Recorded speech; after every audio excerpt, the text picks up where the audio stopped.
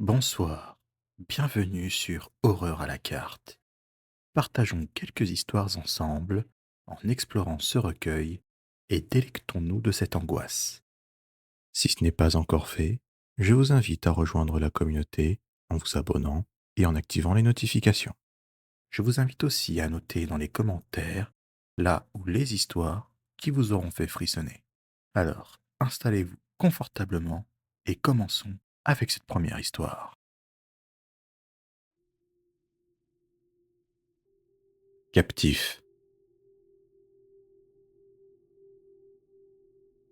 Je m'appelle Pedro, j'ai 16 ans et j'habite à Mexico. Ce qui m'est arrivé m'a marqué à vie et j'espère que vous ne vivrez jamais ce que j'ai vécu. C'était un soir comme les autres. Je sortais du lycée, la tête encore pleine de cours, quand tout a basculé. Il faisait déjà sombre et comme d'habitude, je prenais le bus pour rentrer chez moi. La routine quoi, rien de spécial. Sauf que ce soir-là, je me suis endormi dans le bus. Quand je me suis réveillé, j'étais au terminus, seul, dans un quartier que je ne connaissais pas. Les rues étaient sombres et désertes, et je sentais une légère angoisse monter en moi. J'ai décidé de marcher jusqu'à trouver un taxi ou un bus qui pourrait me ramener chez moi. Après quelques minutes, j'ai entendu des bruits derrière moi, mais quand je me suis retourné, je n'ai vu personne. Mais mon cœur, lui, battait de plus en plus vite. J'ai accéléré le pas. C'est là que j'ai senti une main puissante agripper mon bras. Un homme, grand et costaud, me tenait fermement. Avant que je ne puisse crier ou réagir, il a plaqué une main sur ma bouche et m'a tiré dans une ruelle sombre. Deux autres types sont apparus de nulle part. Ils m'ont entouré et ont commencé à me menacer. Si tu fais du bruit, je te fume. J'étais tétanisé par la peur. Ils m'ont ligoté les mains et m'ont jeté dans une camionnette blanche. J'ai essayé de me débattre, mais c'était inutile. La panique m'a envahi. J'étais totalement à leur merci. La camionnette a roulé pendant ce qui m'a semblé des heures. J'ai essayé de mémoriser le chemin, mais c'était impossible. Tout était confus. Finalement, ils se sont arrêtés dans un endroit isolé.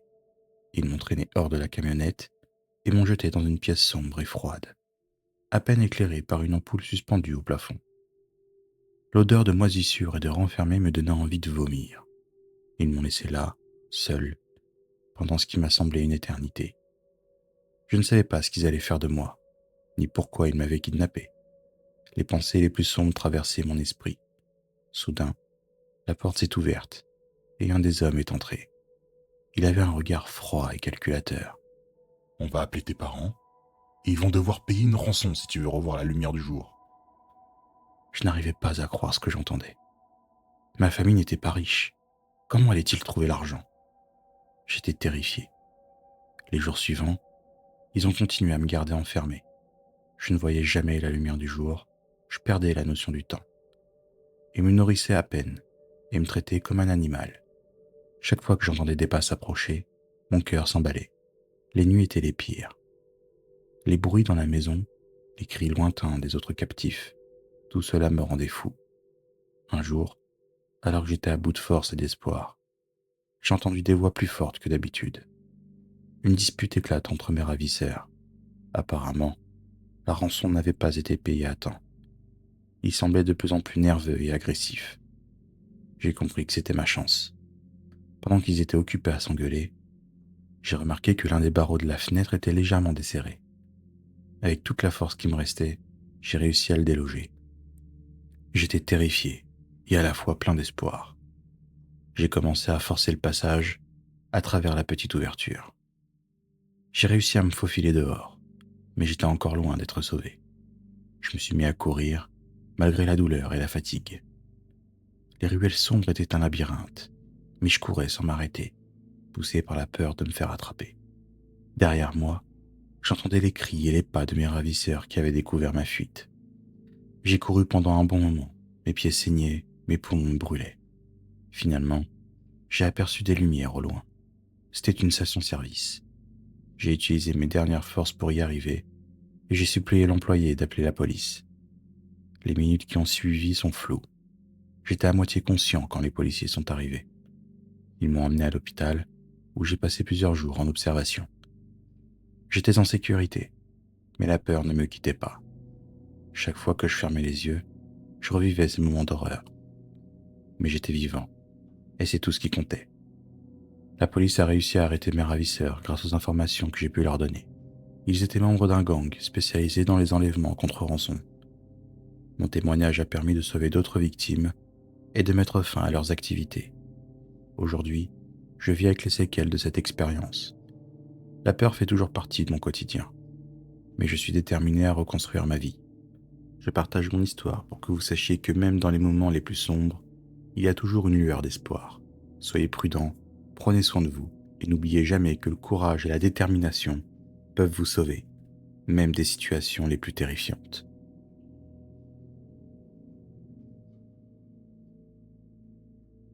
Jamais tranquille. Je m'appelle Yuto, j'ai 19 ans et je vis à Tokyo.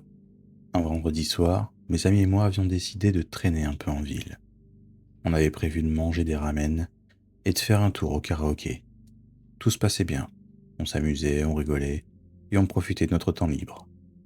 Mais en rentrant chez moi, les choses ont pris une tournure inquiétante. Il était un peu plus de minuit quand je me suis mis en route pour rentrer. Les rues étaient désertes et les lumières de la ville donnaient une atmosphère étrange.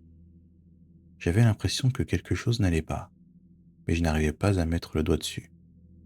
J'ai essayé de me rassurer en me disant que j'étais juste un peu anxieux. Mais j'avais l'impression d'entendre des bruits de pas derrière moi.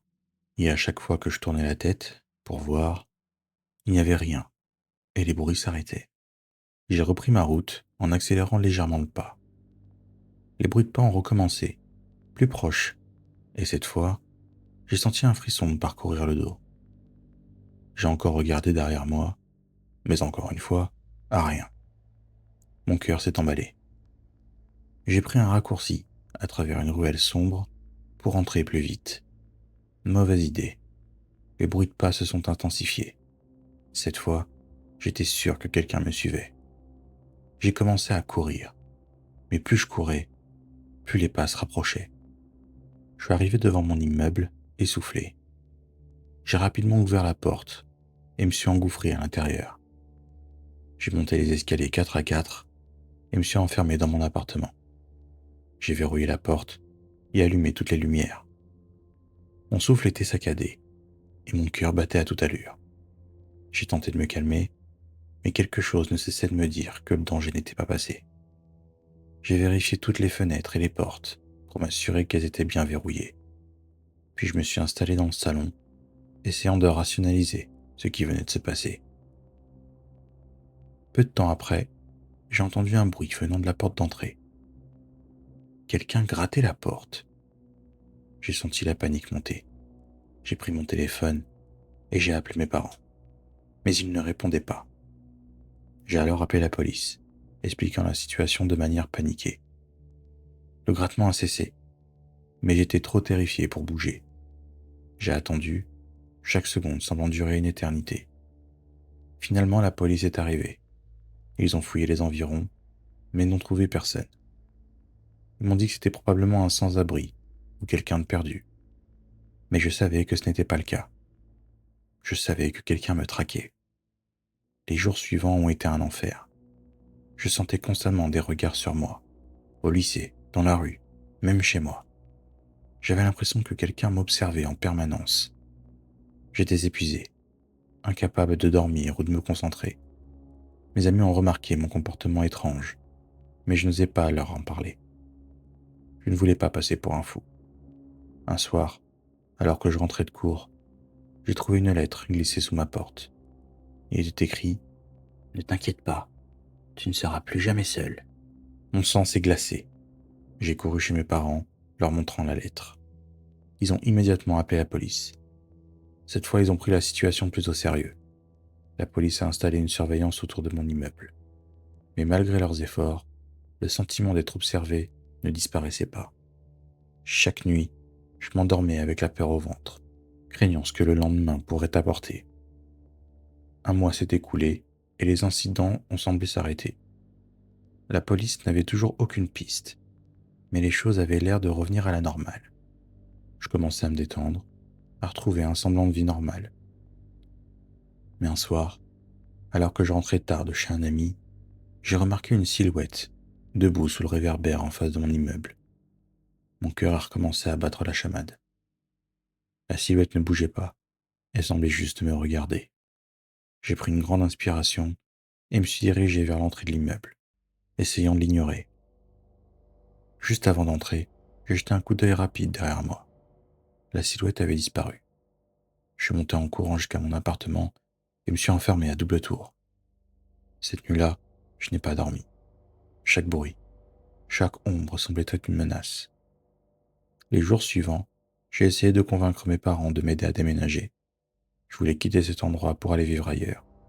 Mais ils pensaient que j'exagérais. J'étais désespéré. Puis, un matin, j'ai entendu quelqu'un frapper à la porte. J'ai regardé par le Judas et j'ai vu un homme que je ne connaissais pas. Il portait un manteau sombre et un chapeau qui cachait son visage. J'ai demandé qui c'était, mais il n'a pas répondu. Il a juste continué à frapper, de plus en plus fort. Terrifié, j'ai appelé la police une nouvelle fois. Ils m'ont dit de rester calme, qu'une patrouille était en route.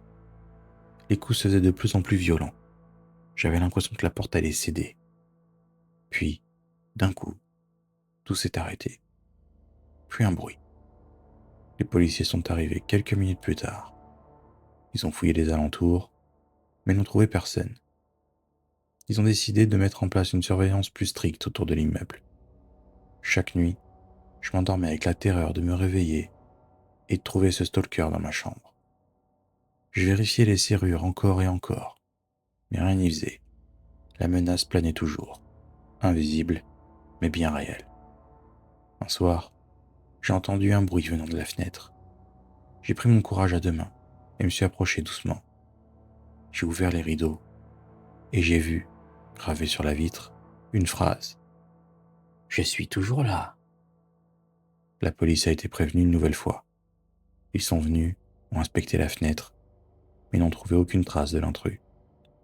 Les jours suivants, je ne pouvais plus rester seul chez moi. Je passais tout mon temps chez des amis ou au lycée, évitant autant que possible de revenir dans cet appartement qui était devenu une prison de peur. Mes parents ont finalement décidé qu'il était temps que je déménage. On a trouvé un autre appartement dans un quartier plus sécurisé. Le déménagement s'est fait rapidement, et j'ai ressenti un soulagement immense en quittant cet endroit maudit. Mais même après avoir déménagé, la peur ne m'a jamais vraiment quitté. Chaque fois que je me retrouve seul, chaque fois que j'entends un bruit étrange, je repense à ces nuits de terreur. Je sais que quelque part, ce stalker est toujours là, prêt à réapparaître dans ma vie à tout moment. Si tu veux soutenir la chaîne, lâche un petit like, abonne-toi et active la cloche pour les prochaines vidéos. Sur ce, reprenons le cours de nos histoires.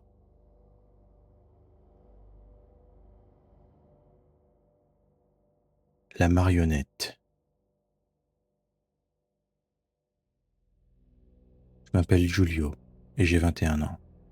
C'était pendant les vacances d'été, une période où on s'ennuie facilement et où on cherche des choses excitantes à faire avec nos amis. Ce soir-là, on avait décidé de faire une exploration urbaine dans un vieux magasin de jouets abandonné. L'endroit était réputé pour être hanté, ce qui rendait l'idée encore plus excitante. Le magasin était situé dans une ruelle sombre et étroite, loin de la ville. Les fenêtres étaient barricadées, mais on a réussi à trouver une entrée par l'arrière. Dès qu'on est entré, une odeur de moisissure et de poussière nous est montée au nez.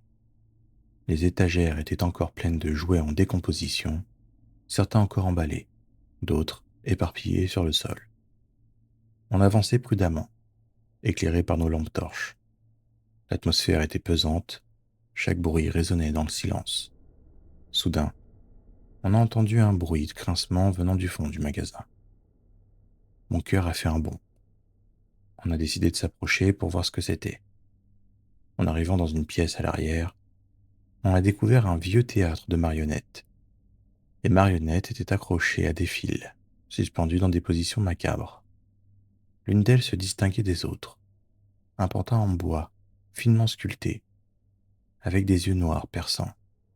Il semblait presque vivant. Je n'aimais pas du tout son regard. Nico, l'un de mes potes, a eu la brillante idée de manipuler le pantin pour nous faire peur. Il a tiré sur les fils, faisant bouger le pantin de manière saccadée.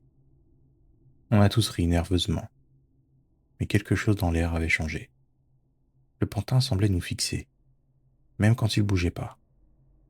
Après quelques minutes, on a décidé de continuer notre exploration. Mais en sortant de la pièce, j'ai jeté un dernier coup d'œil au pantin. Ses yeux semblaient suivre mes mouvements. J'ai secoué la tête, me disant que c'était juste mon imagination. On a passé encore 1 heure dans le magasin, à fouiller les différentes pièces et à se raconter des histoires de fantômes. Mais l'ambiance était de plus en plus oppressante, et on a finalement décidé de partir. En sortant, j'ai eu un dernier frisson en pensant au pantin. J'aurais dû m'en douter. Cette nuit-là, j'ai eu du mal à dormir. Je n'arrêtais pas de penser au regard du pantin. Vers 3 heures du matin, j'ai été réveillé par un bruit de grincement. J'ai tendu l'oreille, essayant de comprendre d'où ça venait. Le bruit semblait venir de ma chambre. J'ai allumé ma lampe de chevet et j'ai vu le pantin, assis sur ma chaise de bureau. Mon cœur a failli s'arrêter. Je l'ai fixé, terrifié, incapable de bouger. Puis, lentement, il a tourné la tête vers moi et a cligné des yeux. J'ai hurlé de terreur et me suis précipité hors de ma chambre, courant vers la chambre de mes parents. Ils m'ont trouvé en larmes, incapable de parler. Mon père est allé voir dans ma chambre, mais le pantin avait disparu. Il m'a dit que j'avais fait un cauchemar, mais je savais ce que j'avais vu. Le pantin était réel, et il était venu pour moi. Les jours suivants, j'ai essayé de reprendre une vie normale, mais j'étais constamment sur le qui-vive. Chaque bruit, chaque ombre me faisait sursauter. Mes amis et moi avons décidé de retourner au magasin pour vérifier. Peut-être qu'on avait laissé une fenêtre ouverte, et que quelqu'un s'était introduit chez moi pour me faire une blague. En arrivant au magasin, tout était comme on l'avait laissé. Mais en entrant dans la pièce du théâtre de marionnettes, le pantin était là, exactement à la même place. Je me suis approché, tremblant, et j'ai remarqué quelque chose d'étrange. Il y avait un petit morceau de papier coincé sous ses pieds. Je l'ai tiré et je l'ai lu. Vous êtes maudit maintenant. À partir de ce moment-là, les événements bizarres ont commencé à s'intensifier. Le pantin apparaissait dans différents endroits de ma maison, toujours avec ce même regard perçant. Mes amis ont aussi commencé à avoir des expériences similaires. Nico a trouvé le pantin dans son lit, et d'autres ont entendu des grincements et vu des ombres. On était tous terrifiés, incapables de trouver une explication rationnelle. On a essayé de brûler le pantin, mais il réapparaissait toujours, intact. On a consulté des spécialistes du paranormal, mais personne ne pouvait nous aider. Le pantin semblait être lié à nous, comme une malédiction. Un soir, alors que je me préparais à dormir, j'ai entendu des pas dans le couloir. J'ai attrapé une batte de baseball, prêt à me défendre. Les pas se sont arrêtés devant ma porte. J'ai ouvert brusquement, mais il n'y avait personne. Juste le pantin, posé contre le mur, avec un sourire sinistre sur son visage. J'ai reculé, terrorisé. Puis, lentement, le pantin a commencé à bouger, se levant et marchant vers moi. J'étais paralysé par la peur, incapable de bouger. Il a levé la tête, ses yeux noirs me fixant. Soudainement, j'ai senti une main glacée sur mon épaule. Je me suis retourné en hurlant. C'était Nico, pâle et tremblant. Il est partout. On ne peut pas s'en débarrasser. On a décidé de quitter la ville quelques jours, espérant que la distance nous protégerait. Mais même loin, le pantin nous poursuivait. Il apparaissait dans nos rêves, dans nos pensées, toujours avec ce regard perçant. On vivait dans une terreur constante, chaque jour apportant son lot de cauchemars. Finalement, j'ai compris que la seule façon de se libérer était de retourner au magasin et de confronter la source de cette malédiction. On a rassemblé nos forces et on y est retourné une dernière fois. Le magasin semblait plus sombre, plus sinistre que jamais. En entrant dans la pièce du théâtre de marionnettes, on a vu le pantin, assis sur la scène, comme s'il nous attendait. On s'est approché et j'ai senti une énergie étrange émaner de lui. J'ai pris une grande inspiration et j'ai attrapé le pantin. Ses yeux noirs semblaient briller dans l'obscurité. Qu'est-ce que tu veux de nous? Le pantin n'a pas bougé, mais une voix a résonné dans ma tête. Votre peur me nourrit. Tant que vous avez peur, je serai là. On a compris que la clé était de surmonter notre peur. On a décidé de faire face à nos cauchemars, de ne plus laisser le pantin nous contrôler. Ça n'a pas été facile, mais petit à petit, on a réussi à reprendre le dessus. Le pantin a disparu, mais les souvenirs restent. On a appris une leçon précieuse. La peur peut être plus puissante que n'importe quel monstre. Et même si on ne verra plus jamais ce pantin, son ombre plane toujours sur nous, rappelant que les pires cauchemars peuvent devenir réalité.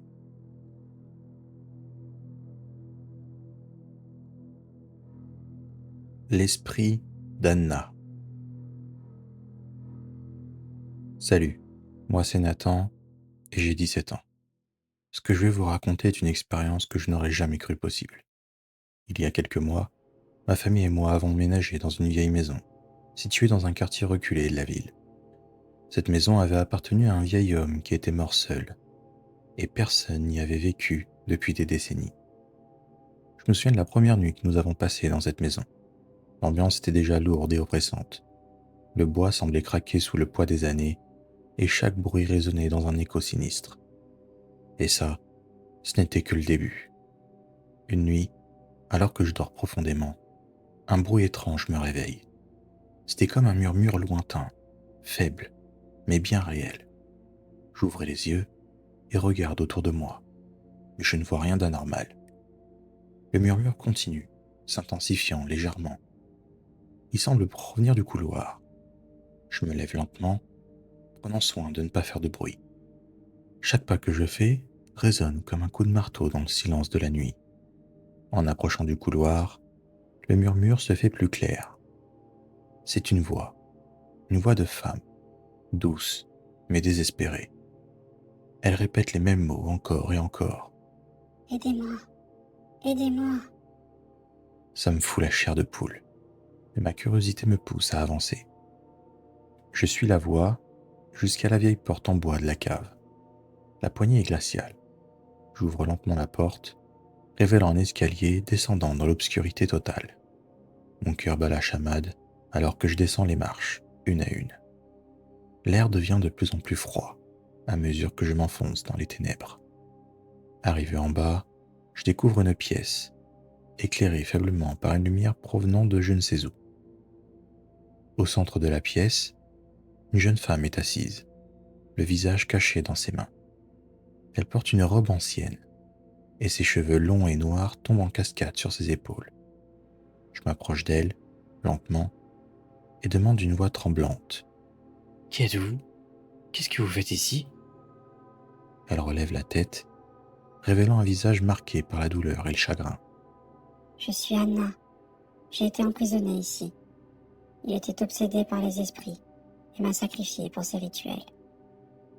Je suis gelé, et je peux sentir la terreur grandir en moi.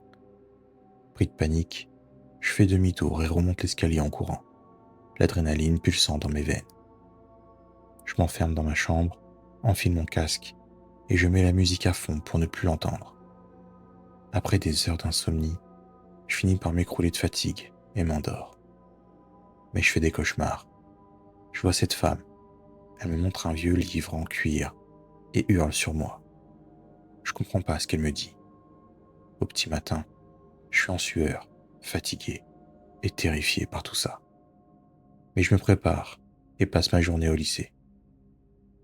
La fin des cours arrive et je ne peux m'empêcher de penser à la nuit passée et je suis obnubilé par ce livre en cuir. Arrivé à la maison, l'atmosphère était toujours aussi lourde que la nuit passée. Alors je cours jusqu'au grenier, cherchant frénétiquement ce fameux livre qui m'obsède. Le grenier est encombré de vieilles reliques et de meubles poussiéreux. Finalement, je le trouve. Un vieux livre en cuir, caché sous une pile de vêtements. Je redescends dans ma chambre, pressé d'analyser ma trouvaille. Sans perdre un instant, je l'ouvre, mais ce que j'y trouve me perturbe. C'est des incantations, et dans le coin d'une des pages, un encart où je peux y lire « Ne la libère pas, retiens-la prisonnière et tu seras récompensé ». Et j'ai lu à haute voix l'incantation qui suivait cet encart, espérant que ça fasse quelque chose. Une fois terminé, j'ai brûlé chaque page du livre, jusqu'à ce qu'il ne reste plus que des cendres. Un silence étrange s'est installé dans la pièce. Je pouvais sentir une présence autour de moi, une présence qui s'effaçait lentement, et j'ai entendu un murmure. Merci. Anna semblait être partie, enfin libérée de sa prison. Depuis cette nuit, la maison est redevenue silencieuse, les murmures ont cessé, et l'atmosphère oppressante a disparu. Mais chaque fois que je passe devant cette vieille porte en bois, je ne peux m'empêcher de repenser à Anna et à l'horreur qu'elle a pu vivre.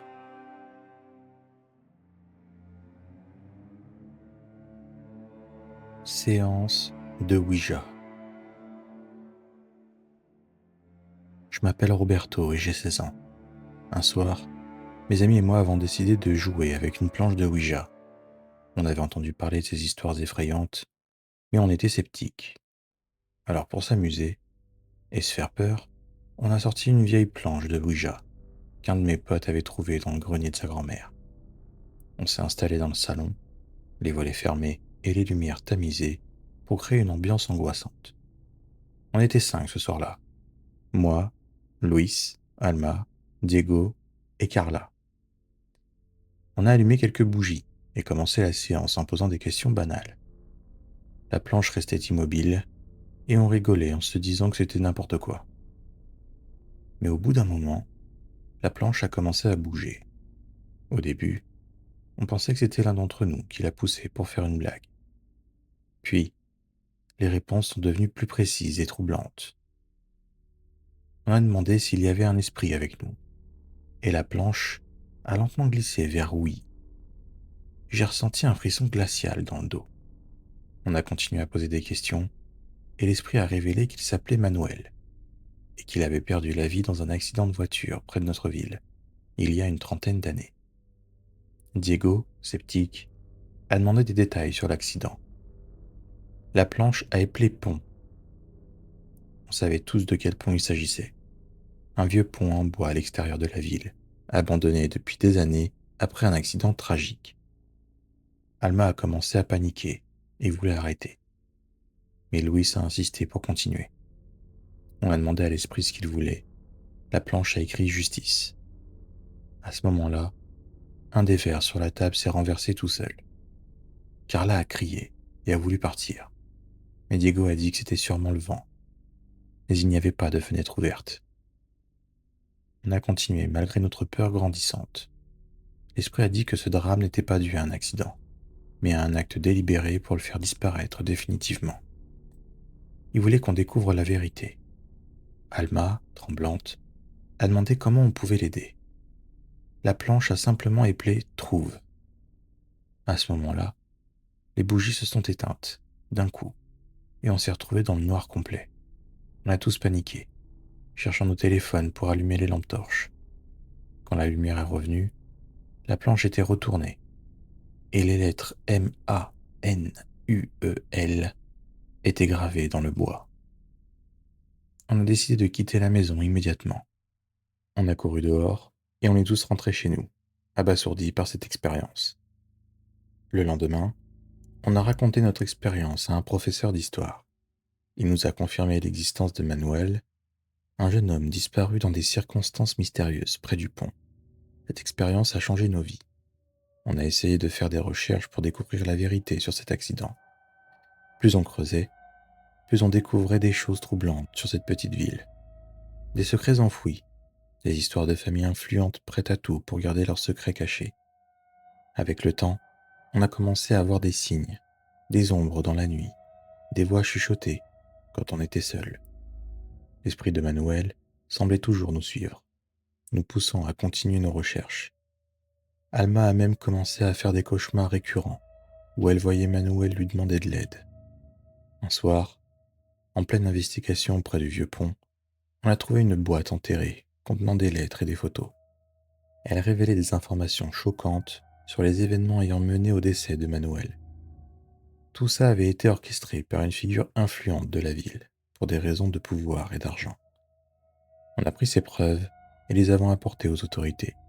La vérité a éclaté et l'esprit de Manuel nous a laissés tranquilles après ça. Mais nous, on était marqués à jamais par cette expérience. On ne jouera plus jamais avec cette planche de Ouija. Cette histoire a laissé des cicatrices profondes dans nos vies. Si vous trouvez une planche de Ouija, je vous conseille de la laisser tranquille. Vous ne savez jamais quelle porte vous pourriez ouvrir. Si ces histoires vous ont fait frissonner, n'hésitez pas à liker, à vous abonner et à activer les notifications pour les prochains épisodes. Un serveur Discord et une chaîne TikTok sont également disponibles, dont les liens se trouvent en description. Prenez soin de vous et à bientôt, j'espère.